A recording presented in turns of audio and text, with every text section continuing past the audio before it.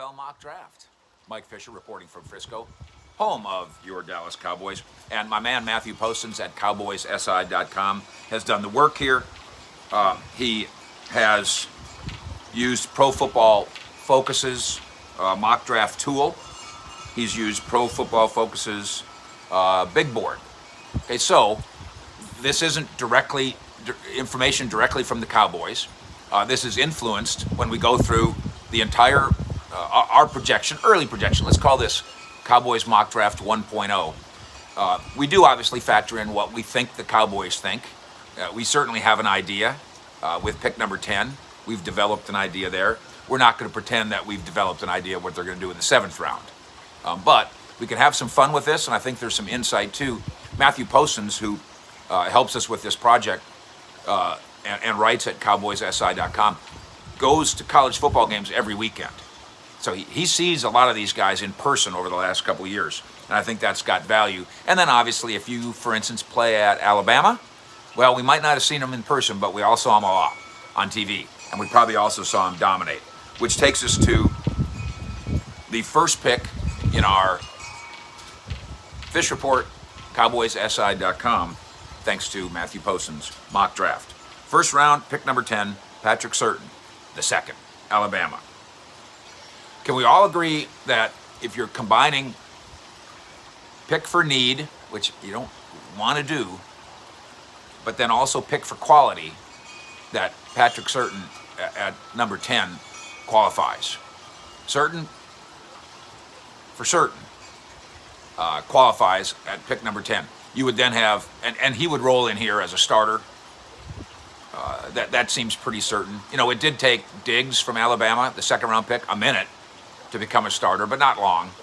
This would be the 10th overall player. If he landed in Dallas's lap, he would roll in here as an almost immediate starter, if not faster.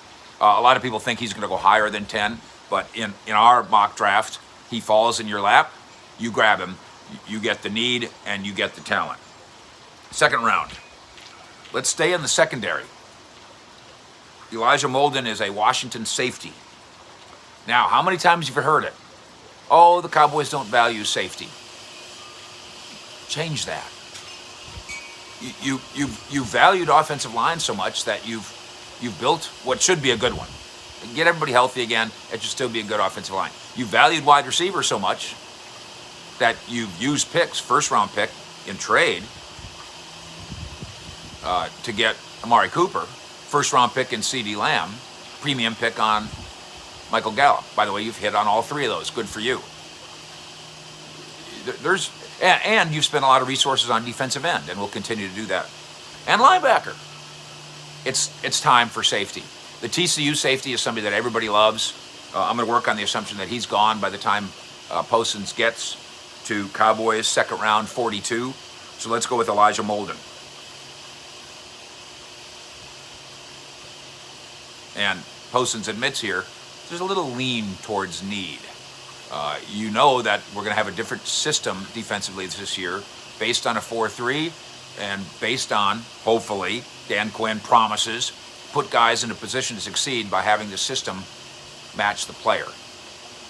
The other safety, Donovan Wilson from Texas A&M, established himself last year as a guy that at least should be in the rotation and maybe even be a starter, but he's a down safety. He's a physical guy.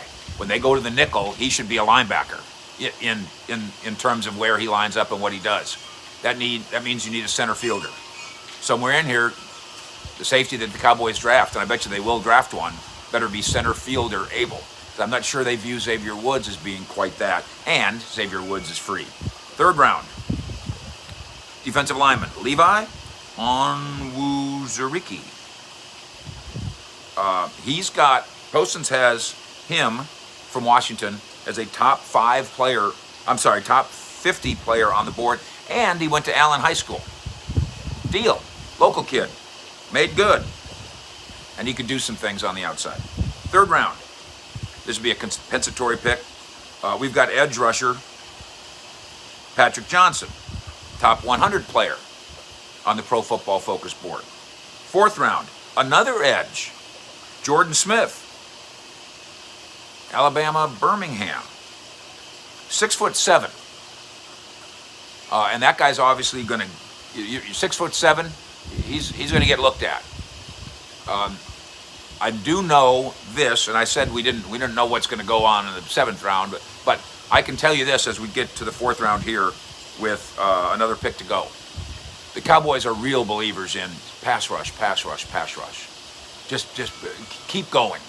Just like you throw darts at quarterback, at least the Packers have over the course of the last 25 years or 20 years, and look how they've hit. The Cowboys like to throw darts at defensive end and pass rushers. They'll do it here, according to our mock. 4th round, wide receiver, Marlon Williams, Central Florida. Top player on the board, according, again, to Pro Football Focus's rankings, and then our mock.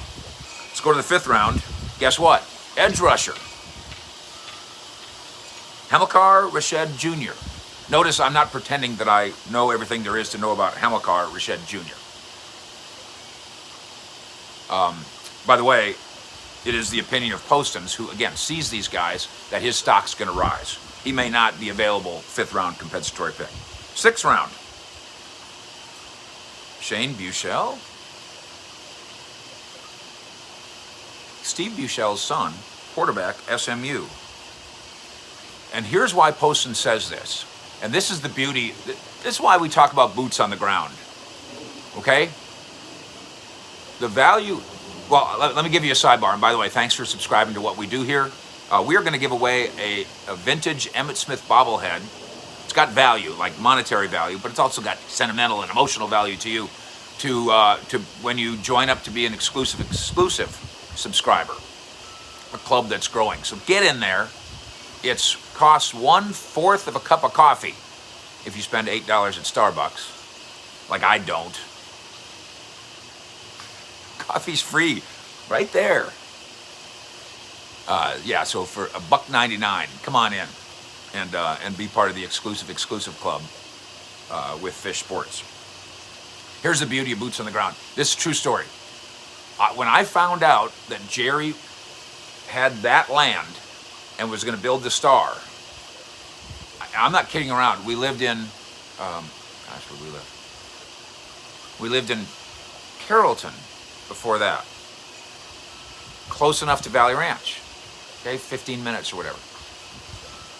And I found out, exclusive, that the Jones, that they owned all this. They owned Prosper. And they owned a bunch of this in Frisco. I'm not kidding.